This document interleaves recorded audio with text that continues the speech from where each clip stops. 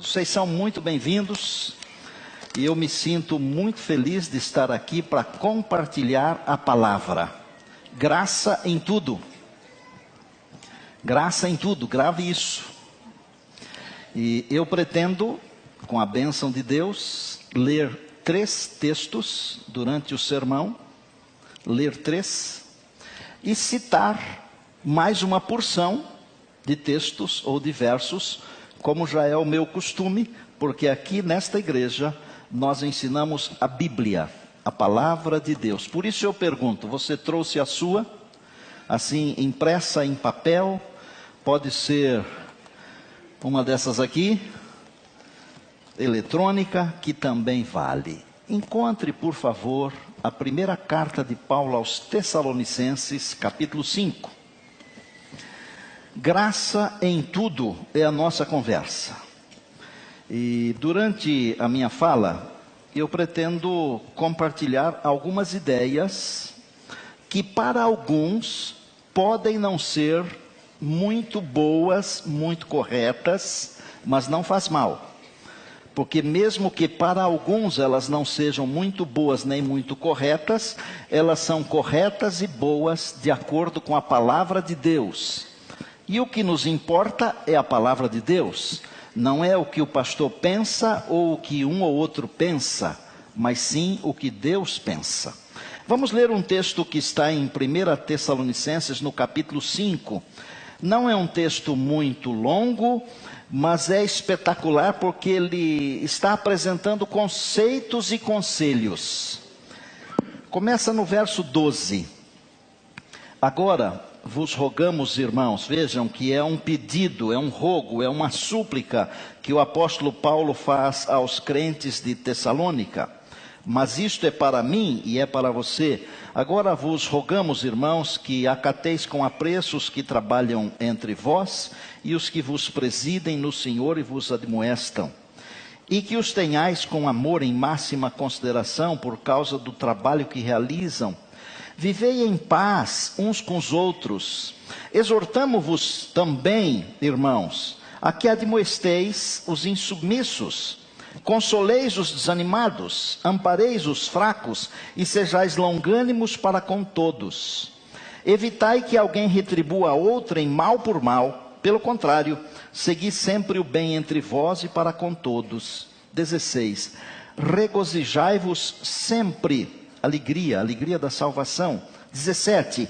Orai sem cessar, vida de oração. 18. Em tudo dai graças, porque esta é a vontade de Deus em Cristo Jesus para convosco. Não apagueis o espírito, não desprezeis as profecias, julgai a todas as coisas, retende o que é bom e abstende-vos de toda forma de mal. Será que se eu seguir esses conceitos e estas recomendações, eu serei mais feliz? O que é que vocês acham? Será que se eu seguir esses conceitos e essas recomendações, eu terei mais paz no meu coração e na minha mente? A ideia central deste texto está no verso 18. Em tudo dai graças, porque esta é a vontade de Deus em Cristo Jesus para convosco.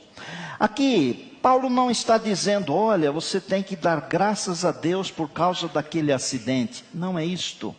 Olha, você tem que dar graças a Deus por causa daquela calamidade. Não é isto.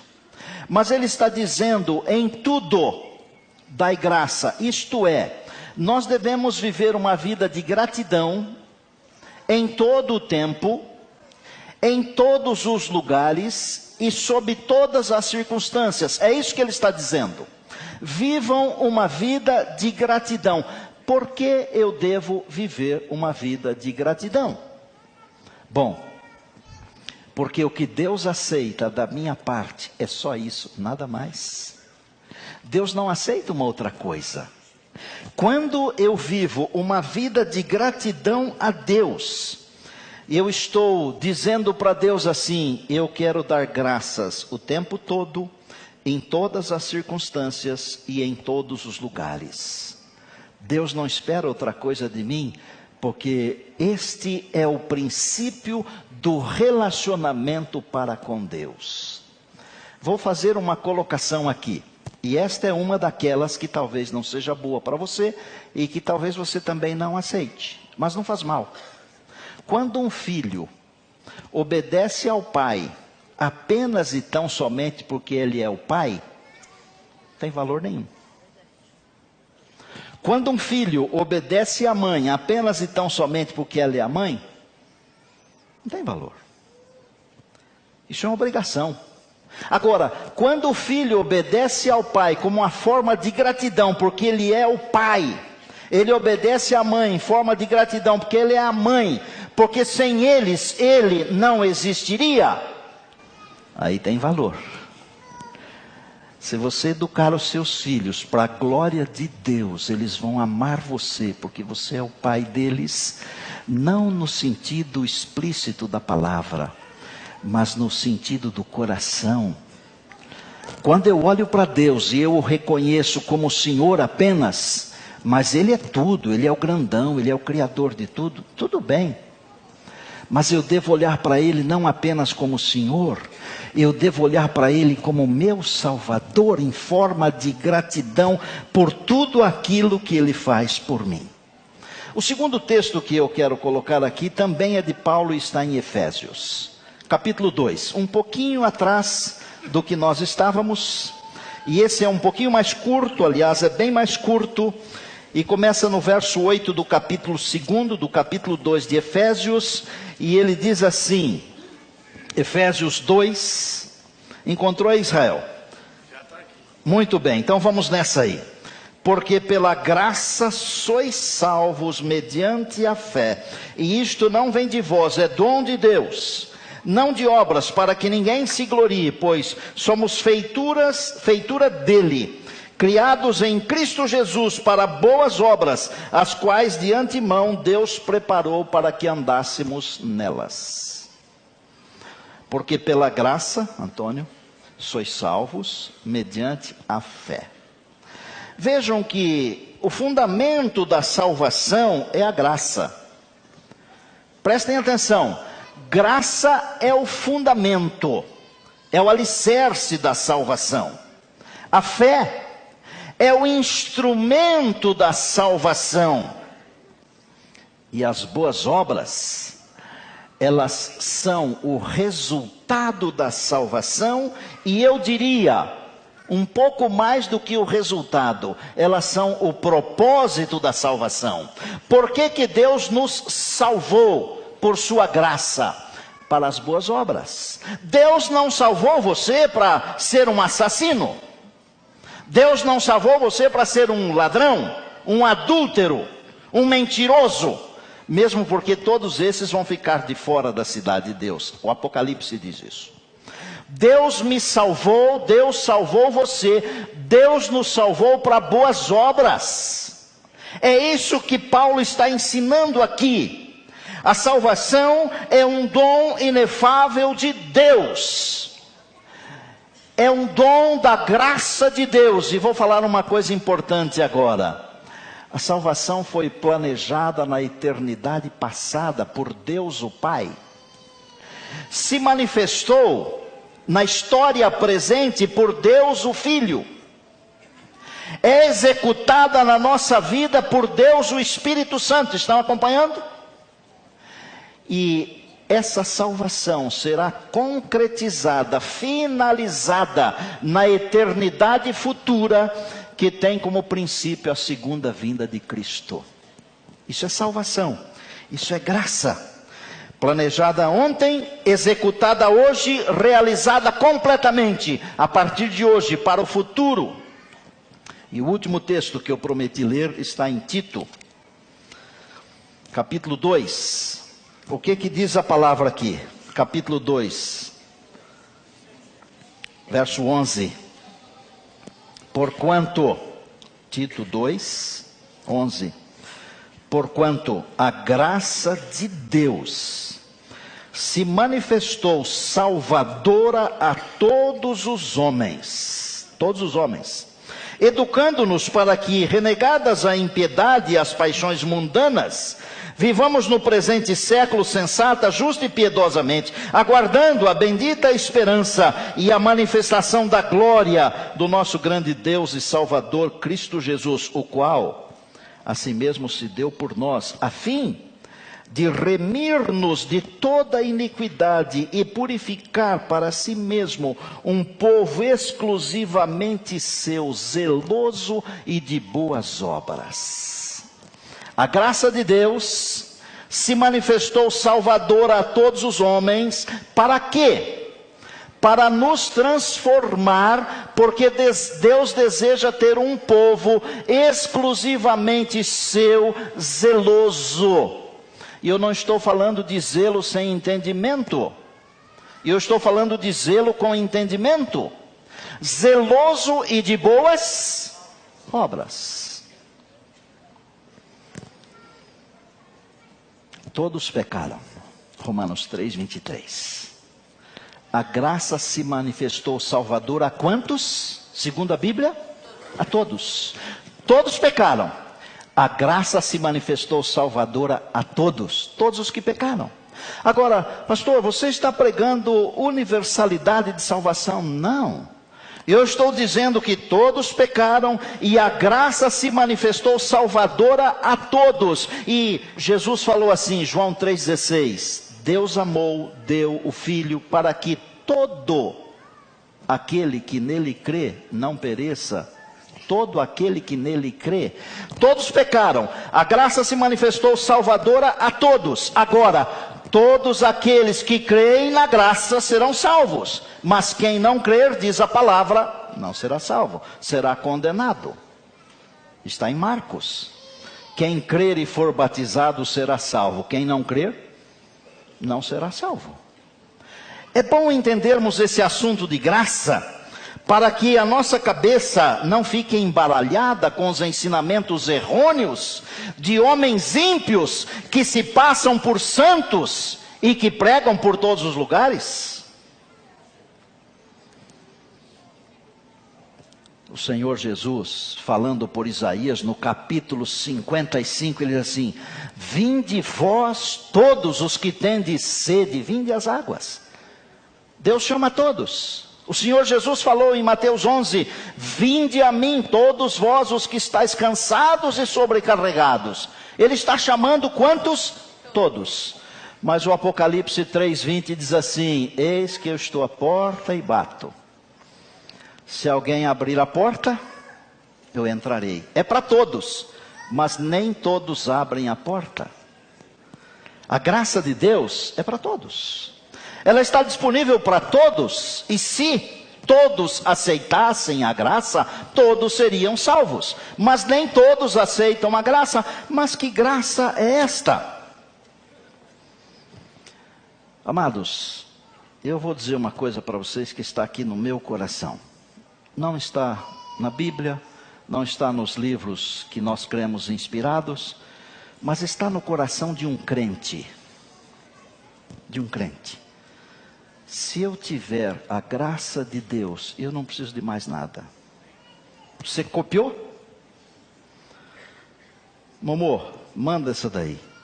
Se eu tiver a graça de Deus, eu não preciso de mais nada. Mas pastor, de onde que você tira essas ideias?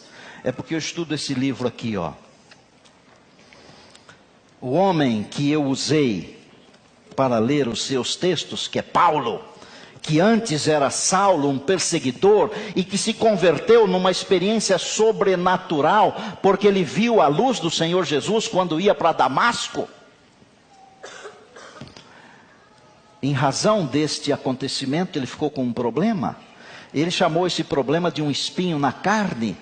Ele chamou esse problema de um emissário de Satanás para esbofeteá-lo, para ele não se sentir melhor do que os outros. E ele falou para o Senhor assim, isso está na Bíblia. Ele orou 3 vezes ao Senhor, 1 Coríntios 12, 7 a 10. Para que o Senhor tirasse dele aquela que aparentemente era uma maldição. Mas não era. E sabem o que Deus respondeu para ele? Minha graça te basta, Paulo. Amados, eu não estou inventando nada novo. Aliás, não estou descobrindo a roda outra vez. Mas a graça de Deus basta para mim. A graça de Deus basta para você. Sabe por quê? Porque a graça de Deus salva. Porque a graça de Deus transforma. Porque a graça de Deus imortaliza. O que é que o povo de Deus diz? Eu falei 3 coisas. A graça salva. A graça transforma. A graça imortaliza. Amados, a graça é o Evangelho, e o Evangelho é Cristo, e em Romanos 1,16, Paulo fala assim: eu não me envergonho do Evangelho, porque ele é o poder de Deus para a salvação, aleluia! Isso é graça. Agora, eu não posso separar a graça da cruz, porque não existe graça sem cruz. Pastor, a salvação é de graça ou não é? É, 101% de graça. Mas ela custou alguma coisa? Para nós não. Mas ela custou para Deus. Porque a graça, ela passa pela cruz. E é impossível separar a graça da justiça de Deus. E a cruz é o símbolo da justiça de Deus. Bom, o que é que o senhor quer dizer com tudo isso daí? No verso 11 de Paulo a Tito, no capítulo 2, ele fala assim: a graça de Deus se manifestou salvadora a todos os homens. Eu vou pensar desse verso 11, 3 expressões, 3 verbetes, 3 palavras: graça, manifestou e salvadora. Graça é favor imerecido. É um favor imerecido que Deus nos concede livremente por sua santa soberania. Deus escolheu dar a você e a mim a graça.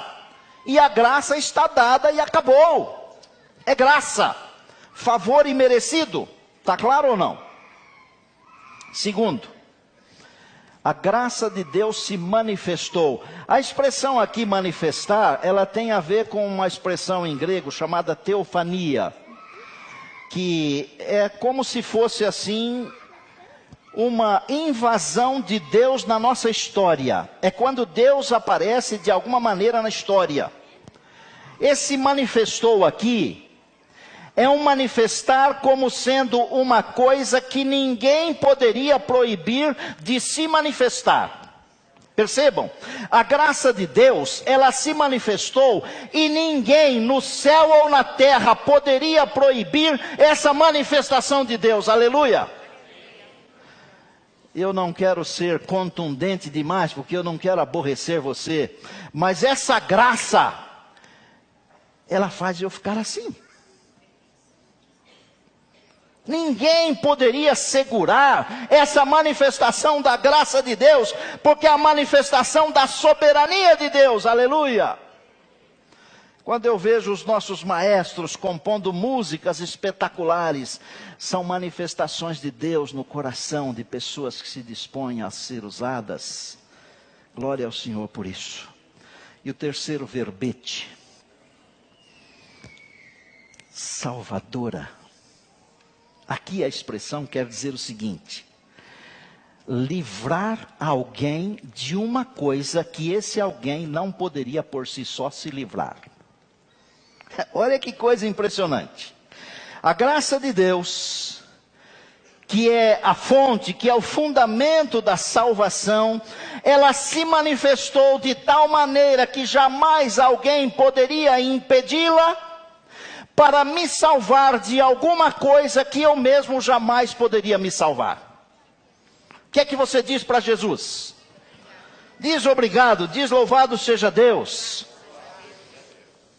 Quando Davi captou esse assunto, ele dançou na presença de Deus. Se eu saísse dançando aqui, você ficaria horrorizado, não ficaria? Mas Davi saiu dançando na presença de Deus. Porque esse assunto, ele nos enche de uma coisa que nós desconhecemos. Nós desconhecemos. É uma alegria que não é a alegria desse mundo aqui. É uma alegria que extrapola os portais desta vida e que penetra os portais da eternidade. E eu já falei para você que a graça salva, transforma e imortaliza. Deixa eu fazer uma pergunta. Somos salvos pela graça. Está certo até aí? Ainda assim, temos necessidade de guardar a lei? Olha a pergunta que eu estou fazendo, hein? Somos salvos pela graça. Ainda assim, precisamos guardar os mandamentos de Deus? Deixa eu ensinar você duas correntes de pensamento que existem e são muito fortes. Mas as duas são perniciosas e não são divinas. A primeira delas: o homem pode salvar-se por seu próprio esforço, obedecendo aos mandamentos de Deus. Esta é uma ideia, e é uma ideia forte. Aquele que faz isso está tentando o impossível. Por si só, jamais o homem alcançará justiça, bondade e perfeição. Aliás, aquele que tenta salvar-se através da obediência, ele está jogando no lixo o que de mais importante Cristo fez por ele, que é o sacrifício vicário. Está claro até aí? O segundo pensamento, e não menos pernicioso, não menos satânico, é achar que a salvação encontrada em Cristo Jesus nos libera de um compromisso de uma vida diferente. Quem pensa isso está pensando como o inimigo de Deus pensa. Porque todos os textos que nós lemos na palavra, e alguns que eu não li, mas citei, todos eles dizem que a graça nos foi ofertada para nos tornar diferentes. Vocês lembram disso ou não? A graça não foi ofertada para eu continuar sendo um pica-fumo. Desculpem a expressão. A graça não me foi ofertada para eu continuar sendo um mentiroso. A graça não me foi ofertada para eu continuar sendo um cobiçoso. Amados, por que de vez em quando nós somos cobiçosos? É simples. Porque nós fomos ensinados que precisamos de muita coisa para sermos felizes. Não é preciso muita coisa para ser feliz. Não é preciso muito poder para ser feliz, e não é preciso muitas outras coisas que eu não vou mencionar aqui para ser feliz. Mas, entre esses dois pensamentos, um de que se eu for fiel, eu vou ser salvo, e o outro de que sendo salvo eu não preciso ser fiel, eu resumi bem as ideias, está claro assim? Existe um pensamento que é um misto desses dois aí. Um pouco fiel e um pouco de graça. Irmãos, eu queria pontuar aqui para vocês e dizer o seguinte: a verdadeira obediência é uma resposta de amor e um compromisso para com Jesus Cristo que me salvou. E vou melhorar mais isso. A obediência nunca traz mérito algum ou vantagem alguma para aquele que a pratica.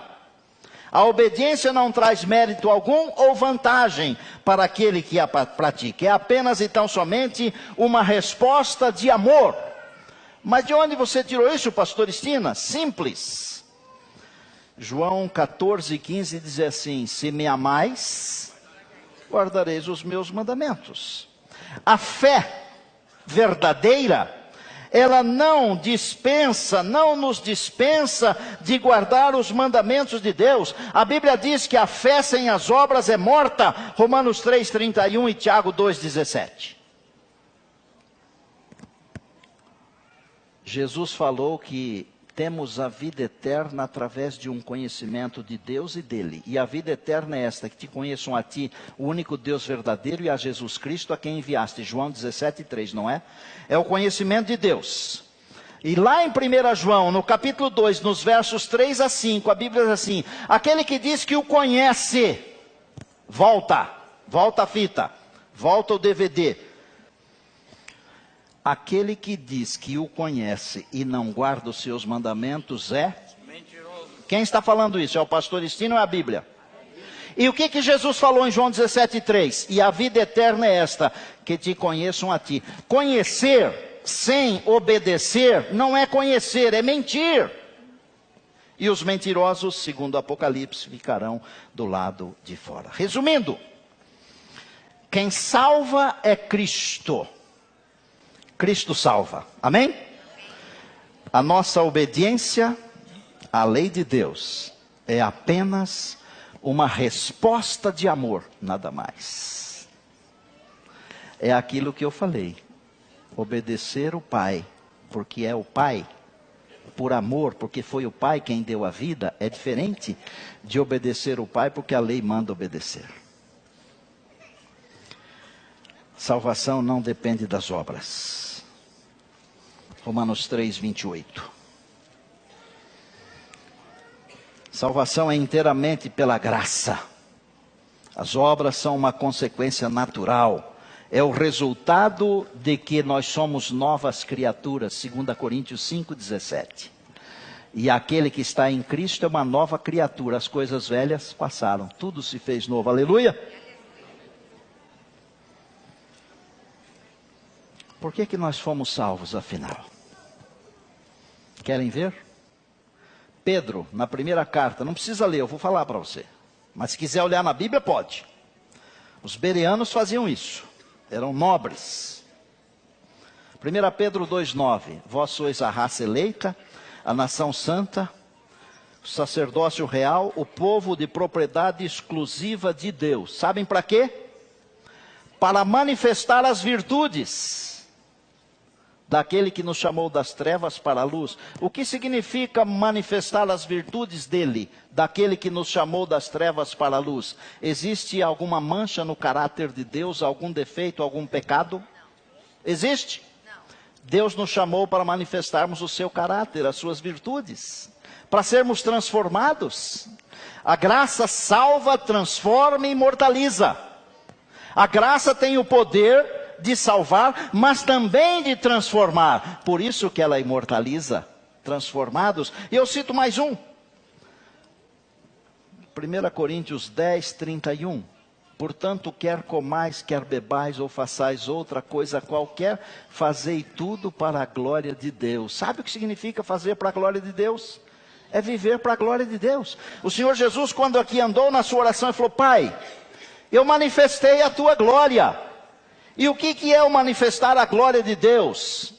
Jesus viveu de acordo com a vontade do Pai. Ele falou assim: eu não faço a minha vontade, eu faço a tua. É fazer a vontade de Deus, é manifestar a glória de Deus. E agora, uma colocação muito gentil e muito importante.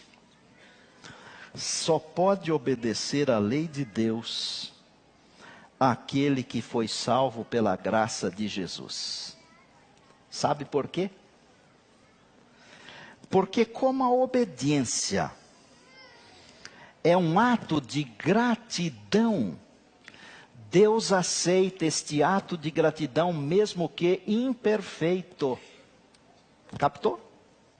Pegou? Olha aqui. Só consegue obedecer a lei de Deus aquele que foi salvo pela graça de Jesus. Em que aspecto? Porque como a obediência à lei de Deus é um ato de gratidão, mesmo que imperfeito, esse ato de gratidão é aceito por Deus. Aleluia. O que é graça na prática? Se você quiser escrever aí num cantinho da sua Bíblia, sempre tem uma página que dá para escrever alguma coisa. Pegue uma caneta, escreva. Graça na prática é Deus usar uma prostituta para o seu plano de salvação. Raabe está em Josué capítulo 2, 1 a 14. Graça na prática é Jesus se revelar Messias a uma mulher de vida complicada, a samaritana. João capítulo 4, 25 e 26. Graça na prática é o pai que recebe o filho pródigo de braços abertos. Lucas 15, 20. Graça na prática é um ladrão sendo salvo no último segundo de vida. Lucas 23, 42 e 43. Graça na prática é o Senhor Jesus dizendo a você e a mim, a você e a mim: vinde benditos de meu Pai, possuí por herança o reino que vos está preparado desde a fundação do mundo. Mateus 25, 34. Graça na prática é isso. Graça na prática é pegar alguém que não merece a salvação e torná-lo salvo. Graça na prática é Deus tomar pessoas como você e eu e transformar em filhos, herdeiros do reino de Deus. Isso é graça. O que é que você gostaria de dizer a Jesus? Qual é a sua resposta à graça de Deus? Qual é a sua resposta à graça de Jesus? Uma coisinha só a mais.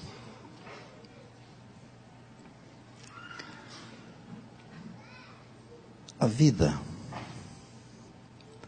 ela é feita de experiências. Durante a eternidade, os únicos seres que poderão dar testemunho do que é a graça de Deus, verdadeiramente, seremos nós. Porque nós só estaremos na eternidade, não é, pastor Wilson?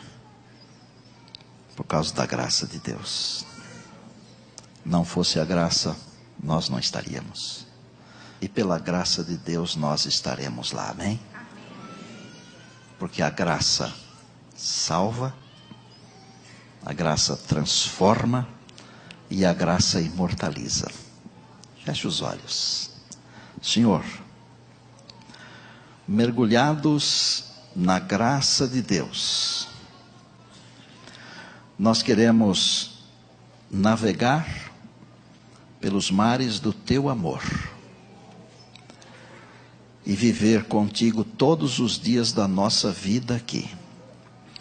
Nós temos convicção de que a nossa obediência é imperfeita, mas ela é aceita por causa da Tua graça.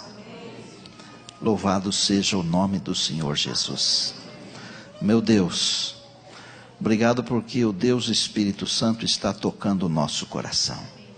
Está nos motivando a termos uma vida de comunhão, uma vida diferente.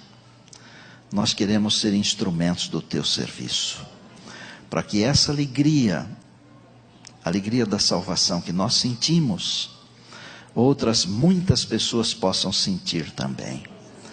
Quando Jesus vier, que nenhum de nós falte, mas que estejamos lá com a nossa família, com a nossa igreja, com os nossos amigos, os nossos vizinhos, nossos filhos. Nós oramos agradecidos, sempre, na graça do nosso Senhor e Salvador Jesus Cristo, Teu Filho amado e nosso Senhor. Amém. Amém.